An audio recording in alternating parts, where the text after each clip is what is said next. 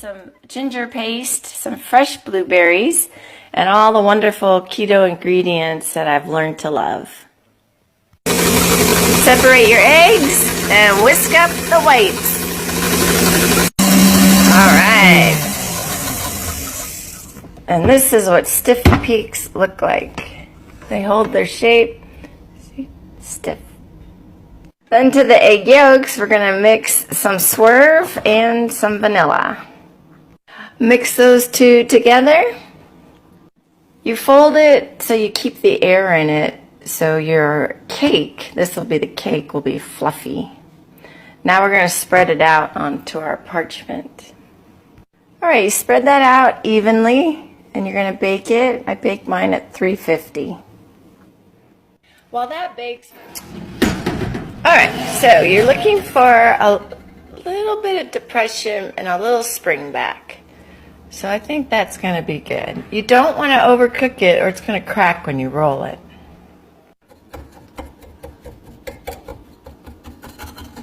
Alright, next you're going to put parchment paper right on top and get a baking sheet and put that on top of that, and then you're going to flip it.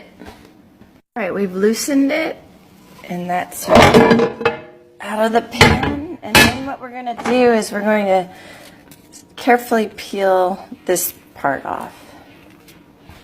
So now I've got it how I like it. I want parchment on both sides. And then I'm going to roll it up, and I'll use two hands. And it will remember the shape of a roll when we unroll it to fill it with cream. And there is our whipped cream whipped.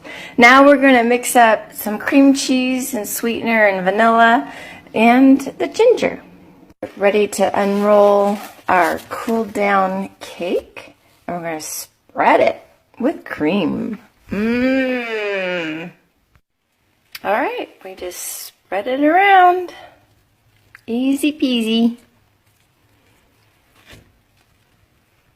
The cream is where I like it, and now what I'm going to do is I don't know how many to use, so I'm just going to sprinkle blueberries on it until it looks right. Okay, now I'm ready to roll it up. I like the way these blueberries are hanging around, and I want to use the parchment to help me, but of course don't roll up the parchment. You want just the cake, but use the parchment to help you. Whee! Transfer it to a plate to sit in the fridge for at least an hour, probably 2. After it's cooled for about 2 hours, then you can take it out and make it pretty and cut off the end. Very nice.